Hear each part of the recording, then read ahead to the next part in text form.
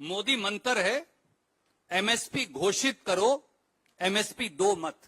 कल देर शाम शेखी बघारते हुए मोदी मंत्रिमंडल ने रबी फसलों के लिए एमएसपी की घोषणा कर दी।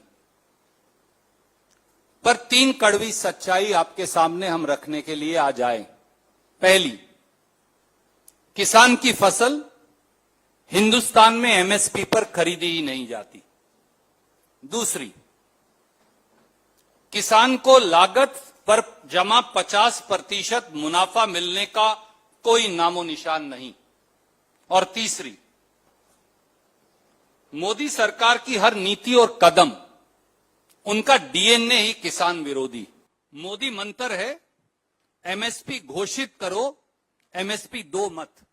साल 2022-23 की एमएसपी अब घोषणा हुई है, वो मिलेगी अगले साल, इस साल के आखिर में।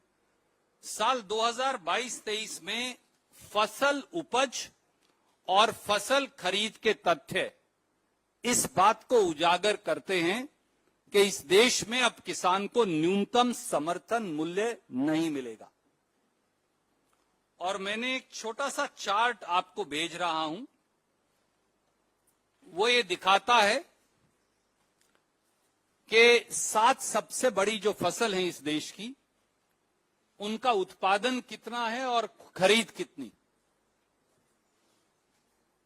धान और गेहूं 2 सबसे बड़ी फसल हैं जो एमएसपी पर खरीदी जाती।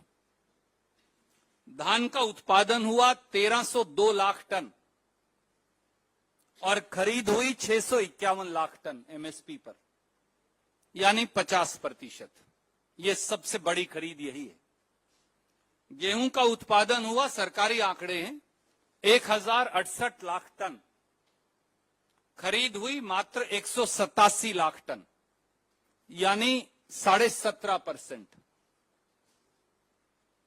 तिलहन, जिसमें सोयाबीन, सूरजमुखी, तिल, सरसों, मूंगफली, ये सारी फसलें आ जाती, उत्पादन हुआ 377 लाख टन, एमएसपी पर खरीद हुई 48,000 टन, यानी 0.13%, आधा परसेंट भी नहीं।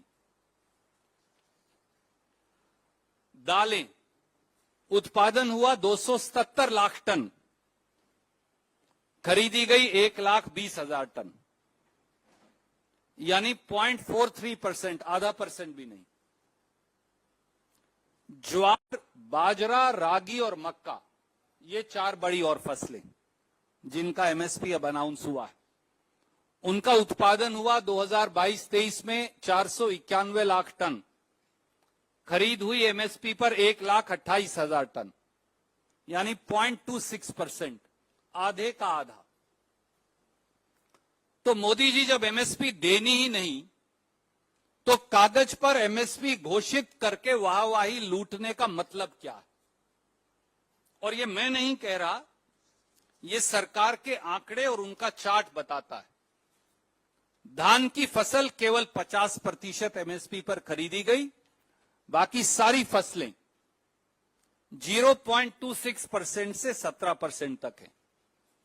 सच्चाई यह है कि धान और गेहूं 17% खरीदी गई और कोई फसल एमएसपी पर खरीदी ही नहीं जाती। तो प्रधानमंत्री बताएं फिर एमएसपी के मायने क्या रह गए। किसान का एमएसपी लागत जमा 50% मुनाफे पर निर्धारित ही नहीं होता। याद करिए, मोदी जी 2 बातें कहकर सत्ता में आए। नंबर 1, किसान को लागत जमा 50% मुनाफा एमएसपी के तौर पर देंगे।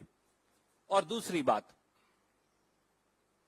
इस निर्धारण के आधार पर 2022 तक किसान की आय दुगनी हो जाएगी। अब तो 2023 में है, पर रबी की ताजा फसल ले लें और सीएसीपी, कृषि मूल्य निर्धारण आयोग, अगर उसकी रिपोर्ट ताजा पढ़ लें, उसका मैंने आपके लिए एक चार्ट संक्षिप्त में बना दिया ताकि आपको वो देखना भी ना पड़े, और प्रांतीय भाजपाई सरकारों की सिफारिश देख लें, तो आपको ये पाएंगे कि एक भी ऐसी फसल नहीं जहां लागत जमा 50% मुनाफे के आधार पर एमएसपी का निर्धारण हुआ है। मैंने आपके लिए एक चार्ट बना दिया सीएसीपी की रिपोर्ट के आधार पर, और उनमें से मैं 4 बड़ी फसलें पढ़कर बता देता हूं ताकि आपका समय नष्ट ना हो। धान का एमएसपी है 2183 रुपए जो घोषित हुआ है 2023-24 रबी क्रॉप का। लागत जमा 50% है 2867 रुपया। ये मैं नहीं कह रहा, ये सीएसीपी की रिपोर्ट में। और गुजरात ने मांगा 2750, असम ने मांगा 3132, महाराष्ट्र ने मांगा 4534। 3 बड़े भाजपाई प्रांत हैं, तीनों की सिफारिश नकार दी और लागत जमा 50% मुनाफा भी नकार दिया। अगली फसल देख लें, ज्वार की फसल। बहुत शेखी बगारी गई कि 3180 रुपया रबी की फसल में एमएसपी निर्धारित हुआ, पर लागत जमा 50% है 4250 रुपया प्रति क्विंटल। गुजरात ने मांगा 5400 रुपया, महाराष्ट्र ने मांगा 4434 रुपया, यूपी ने मांगा 3065 रुपया। तीनों नकार दिए गए। एक और देख लें, क्योंकि कई आपको पढ़कर मैं आपका समय नष्ट नहीं करूंगा। बाजरा एमएसपी है 2500 रुपए जो निर्धारण हुआ है।